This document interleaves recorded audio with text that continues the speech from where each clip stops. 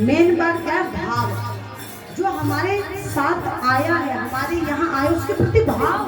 भाव ही तो सब कुछ है, भाव नहीं तो कुछ नहीं। भाव ही नहीं रखा हमने उसके प्रति, तो क्या वो खुश रहेगा?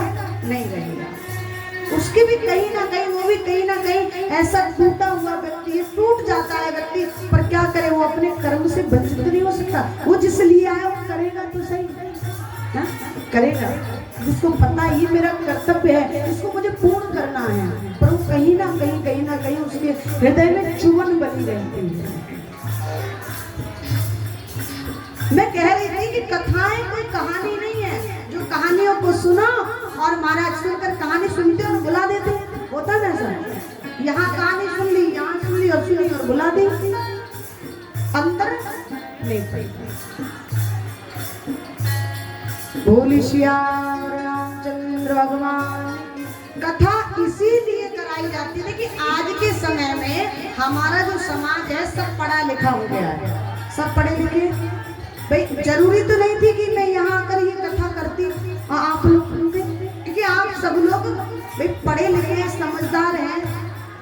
आप भाई रामचरित मानस को लेते और पढ़ लेते। कौन नहीं जानता? अच्छा, राम जी के चरित्र के बारे में कौन नहीं जानता? सब जानते हैं। राम जी दशरथ के यहाँ जन्म लेकर आए हैं, बड़े हुए, पिता के कहने से बन गए, वन में ऐसा सबको पता है। क्या क्या वो लीला तो सब जानते हैं ना, ऐसा तो कोई नहीं जानता। लेकिन क्यों बुलाया जाता है बाहर से कथावाचक को? इसीलिए बुलाया जाता है कि वो यहाँ बैठ करके कुछ सुंदर उपदेश देगा तो हमारे अंदर उतरेंगे, क्योंकि परिवार में कोई कितना भी कहे पर अंदर समझ में नहीं आती। बाहर से कोई आएगा, जब वो हमें समझाएगा तो हमारे अंदर, पर यहाँ से सुनने कोई तैयार नहीं प्रभु, तो अंदर कहां से उतरेंगे बेटा? बाहर वाले की बात का असर अधिक पड़ता है ना, इसीलिए बाहर से कथावाचकों को बुलाया जाता है। पर मुझे तो ऐसा लग रहा है कि महाराज अब तो केवल और केवल नाम मात्र की कथाएं रह गई हैं। हाँ, अब कथाओं का तो केवल नाम है, और फिर बाद में कहते कथाएं तो इतनी होती, अंदर नहीं पड़ता।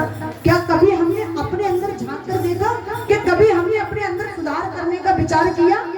क्या कभी हम यहाँ से हटकर अलग 2 मिनट बैठे, हमने जो कहा जो किया उसके लिए क्या 2 मिनट बैठ करके निर्णय लिया, विचार किया कि जो मैं कह रहा हूँ वो सही है या गलत है? पर जो मन में आया वो कह दिया, चाहे तो सामने वाले को कष्ट हो, चाहे सामने वाले के प्राण निकल जाए, हमें कोई मतलब नहीं।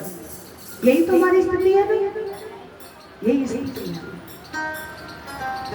बोल श्याम रामचंद्र भगवान। एक चिड़िया थी, चिड़िया जंगल में रहती थी। इतना घना जंगल था, उस जंगल में और भी पशु पक्षी रहते थे।